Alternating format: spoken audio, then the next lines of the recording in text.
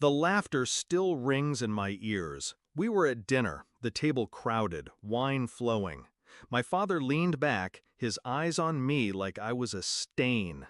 "So tell me," he sneered, "how does it feel being the most useless one here?" Forks paused. Heads turned. My mother smirked. My siblings chuckled. Then the laughter broke loose, sharp, ugly, filling every corner of the room. And me? I smiled, just a thin, calm smile. "How does it feel," I asked softly, "knowing this useless one won't be paying your bills anymore?" The room went silent. The smile faded from their faces. Because the moment those words left my mouth, they realized. You see, they thought they had me figured out, the black sheep, the quiet one, the disappointment. But what they never understood was that I was also the one keeping the lights on. For years, I wired money home every month, paid for their mortgage when it nearly collapsed, covered my father's hospital bills, cleared my mother's credit card debt, even slipped money to my brother when he begged me not to tell his wife. I did it all silently, out of duty, out of love. And they never said thank you. Not once. Instead, they wore it like a crown, like my sacrifices were their right. The signs of betrayal were always there. When relatives praised me for working abroad, my mother would correct them. "She just sends money. It's nothing special." When I bought myself a used car, my father scoffed. "So that's where our money goes." When my sister needed tuition, I paid every cent. She bragged about her scholarship, never mentioning me. They erased me.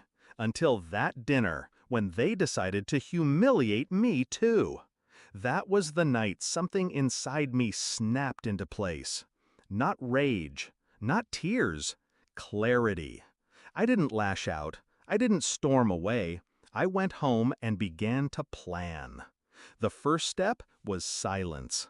I kept sending money for 3 more months. Routine, predictable, so they wouldn't suspect a shift. Behind the scenes, I redirected every payment. My parents' mortgage moved out of my account. My father's medical insurance canceled, transferred to his name. Utilities shifted entirely to their bank. Then I withdrew, not just financially, emotionally. Calls unanswered. Messages replied to with one-word texts. No explanations, no fights, just distance. I remember the exact day the first call came. My mother's voice, sharp, urgent. "The electricity was cut off. Did you forget to send the money?" I didn't forget. I let the silence stretch before I answered. "No." I stopped. Her breath caught. "You what?" I stopped. "Why? You can't just—" "I can," I said, and I did. Then I hung up. One by one, the cracks spread. My brother called, desperate. His wife had discovered the loans. Without my quiet bailouts, his marriage began to rot. My father, proud and loud, now stood in lines at the bank, begging for extensions. My mother sold her jewelry, the same jewelry she once flaunted in my face. And me? I stayed silent, watched from a distance. They called me heartless, selfish, useless. But the truth was simple. I'd just stopped being their hostage. The climax came 6 months later, at another dinner. They invited me, pretending civility. I went. Not for reconciliation, no. I went to finish it. The room was darker this time, less laughter, more tension. My father looked thinner, my mother's smile brittle, my siblings avoided my eyes. Finally, my father said it. "You've abandoned us. Family doesn't turn its back like that." I leaned forward, my voice calm, razor sharp. Family doesn't bleed one member dry and call it duty. Family doesn't sneer at the hand that keeps them fed. My mother snapped, "You think you're better than us?" I smiled. "No, I just know I'm free of you." And I stood up. They shouted after me. My sister cried. My brother cursed. But no one followed me out. That night, walking away, I felt lighter than I had in years. I realized something vital. Their power over me had never been real.